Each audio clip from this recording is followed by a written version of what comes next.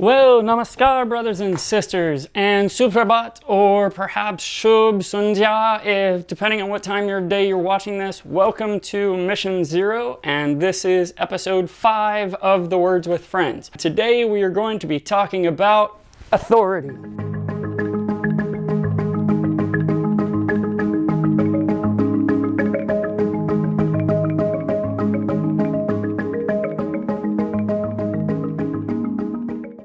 Okay, so I don't know about you, but I'm certainly a person who has a problem with authority, right? My entire life I've sort of rejected anybody's ability to try and control me or direct me, and certainly that's caused no end of strife in my life. But one of the things that people often comment about is that since I was saved, I seem to have no problem with the authority of God. And so I kind of want to delve into that today and kind of talk about that. So authority in Webster's dictionary has really 4 primary meanings. There is the power to command, right? So you think you have the authority to tell somebody to do something. There is the person in command. So you think, the authorities, I'm going to give you to the authorities, right? Whatever.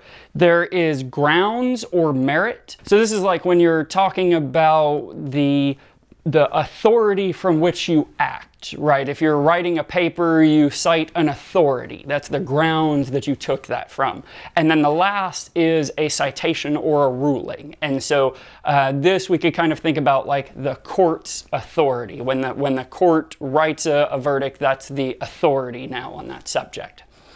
Okay, so we get that. This is sort of about the idea of commanding, but where did that come from? The word authority in English comes from the Latin word auctoritas, and auctoritas means to command or to lead. The word auctoritas comes from a different Latin word, auctor. The word auctor comes from yet another Latin word, augeo, and augeo means to grow, or to increase, or to make large. Now that's pretty interesting. The more interesting piece, the word augeo, comes partially from a Greek word, oxano. Well, oxano is an interesting word because in Luke 2, verse 40, right, the Luke 2 really is telling the story of the child Jesus and kind of his upbringing and how his life went in his early days. Well, in verse 40, we get kind of a skip ahead, right? The doodle-oo, doodle-oo, doodle-oo, and we're gonna skip a few years forward in his life. Well, what verse 40 says is, and the child grew and waxed great in the spirit. And the word grew there is auxano. The word authority, to command, comes from this idea of to grow or to make to grow. What does that mean? Let's look at a different word in the Bible that might help clarify this. In Matthew chapter 8, a centurion, a Roman centurion, right? So a bad guy, comes to Jesus and asks if Jesus will heal his servant.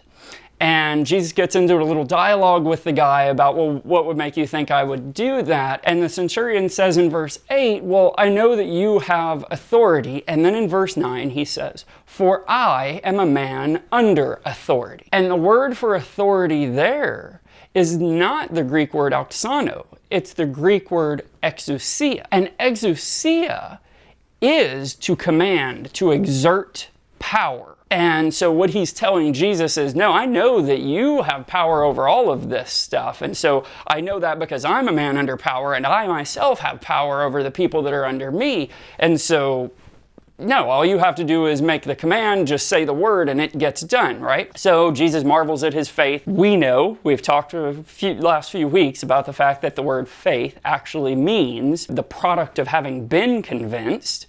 And so what Jesus is saying is, wow, look how convinced this man is that I have authority here, that I can do this healing, that I can do what he wants, and he has that amount of convincedness because he has seen in his own life what it is to have authority and power and command. The word exousia is rooted in the Greek word exesti, to be lawful. But that's not really what it means. So to really get what it means, you have to break exesti down into its component words, which are ek and aime. Ek means from.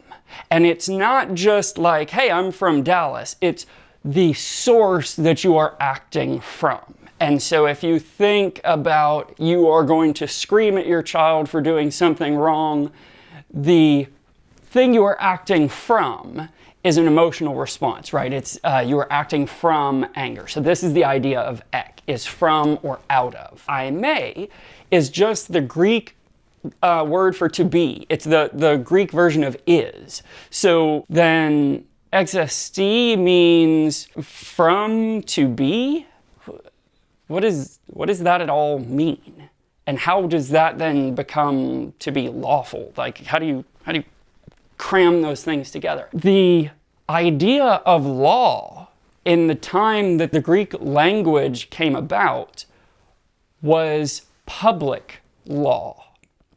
And most of their laws were what they at the time considered self-evident, right? These are, well, this is going to be a law because why wouldn't it be a law? Obviously, this is a thing that you shouldn't do, or this is a ruling that we should have. And so exesti is really talking about a law that comes from the existence of humanity. So then exousia is the exercising or the enforcing of that lawfulness, that publicness. I don't know that we really have a beat on that, so let me take it to a different way. So let's go to Old Testament, see if maybe Hebrew can help clear up some of these ideas. So we're going to go to Proverbs 29:2. When the righteous are in authority, the people rejoice, but when the wicked beareth rule, the people mourn. Now we can get there pretty easily, right? When somebody who's good is in charge, when someone we like is in the presidency, it's all smiles and sunshine. But the moment it's someone we don't like,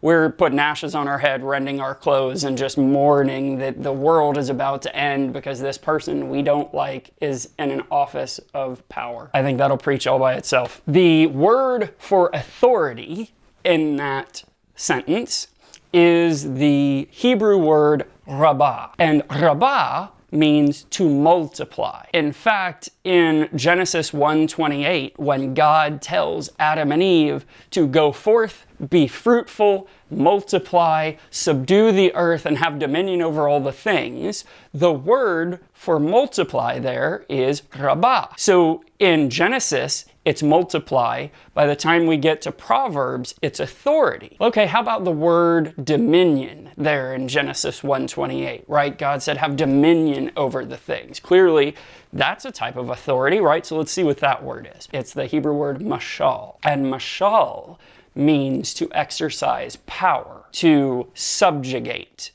to push down. Literally, it was the term used for stomping grapes. This is where it gets super interesting. Okay, so now we have rabbah and we have mashal. And both of these words are used in Proverbs 29:2.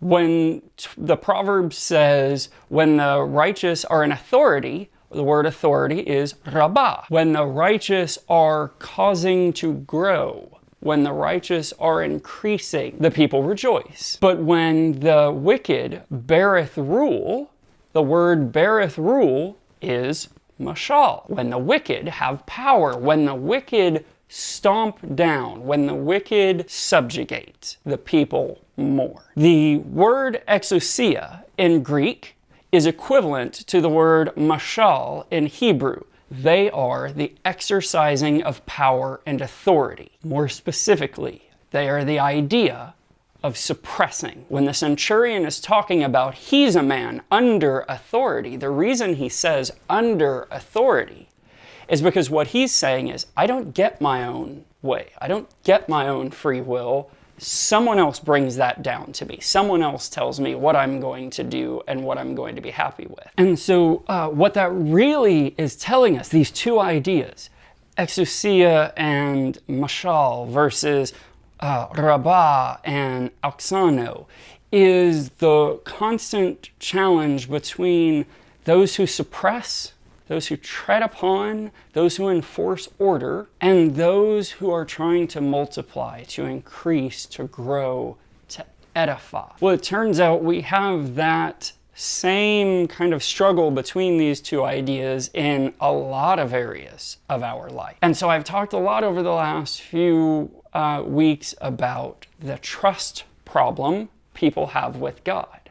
So I'm going to pose a question and let you think about it until next week. Is the problem we have with God that by and large we see his attempts to control us as exousia or mashal? Think about that. All right, well, if you like the video, give me some love. If you want to see more videos like this, hit subscribe and click the little bell if you want to get push notifications every time I post a new video. And so I will be back next week and we will wrap up on authority. And if you didn't watch last week, here's a clip. The thing that fuels patience is the Spirit of God. All right, so God bless you, and I love you, and I will talk to you next week. Peace out.